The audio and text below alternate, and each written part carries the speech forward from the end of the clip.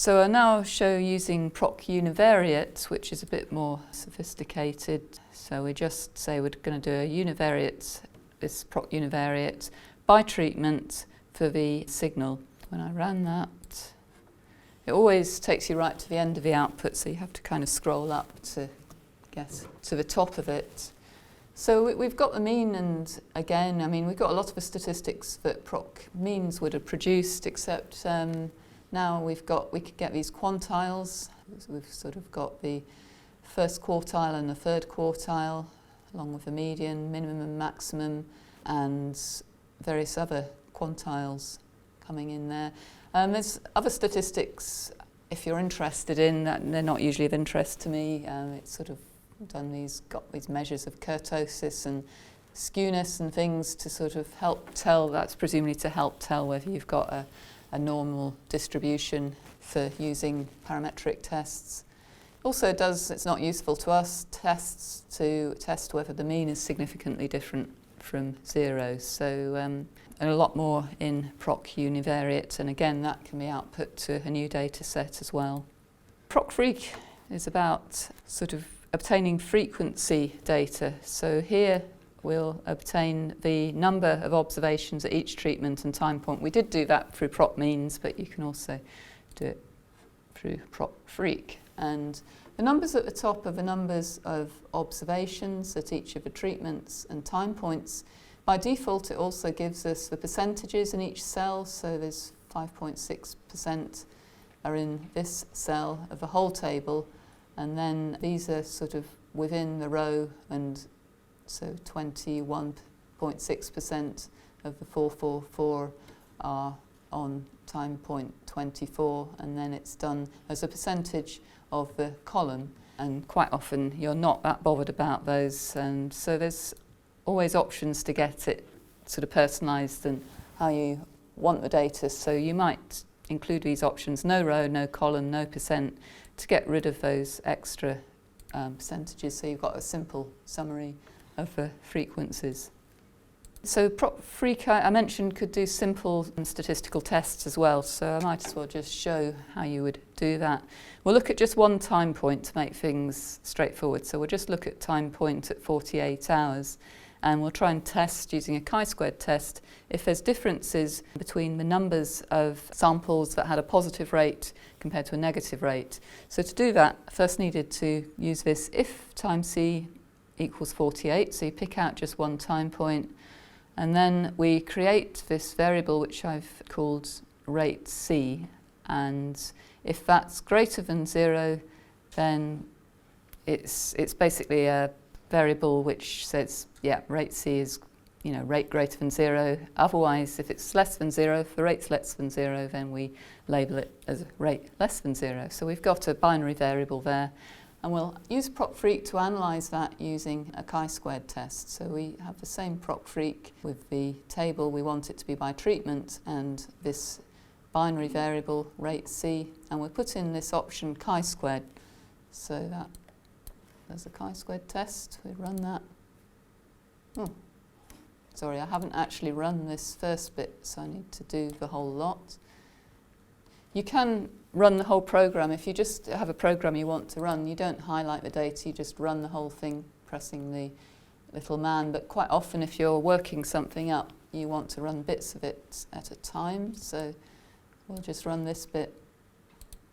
And yeah, we get a table in a similar way to before with the frequencies, percentages that we're not really interested in, overall percentages, and by the rows and by the columns. And then we get our chi-squared test added on. But if you know much about the chi-squared test, you'll realise that probably with these zeros up here, there might be problems because we've got expected counts of less than 5, and it gives us a warning here that chi-squared may not be a valid test. So you'll probably be thinking, I should do a different sort of test, such as the Fisher's exact test. And so there's an option in SAS to do that, which is the exact option. So you can add that in. There's usually something in SAS, whatever you need to do, it's there somewhere. It's just a question of finding it. And as I say, emailing the help desk is a quick way to find things out. So that does the Fisher's exact test, which here is highly significant, which isn't surprising given the can sort of see from that table that the numbers on each treatment with a rate less than 0 is quite a lot higher on treatment C than on the other 3 treatments. So it's not a surprise to find that the Fisher's exact test was significant here. I mean, the chi-squared test was significant, but we had the problem that it wasn't really a valid test because we've got low expected counts in some of the cells. Just spend a few minutes looking at the tabulate procedure, which is the one where you can sort of do fairly well customized tables. So this first bit of code here is a sort of table without any customization really. Categorized by the time point and the treatments. The variable that we're interested in is signal. And then this statement here sets out the table. So first of all, you give the rows in the table are going to be the treatments, and the columns are going to be signal by time, and our summary statistic is we want to get the mean of the signal. I'll run all that. So that's the end of the table we get. It's not laid out particularly nicely. It's using a standard format, so it sort of laps onto, over the end of the line, and it keeps putting in mean at every stage. So we want to make that look a bit nicer.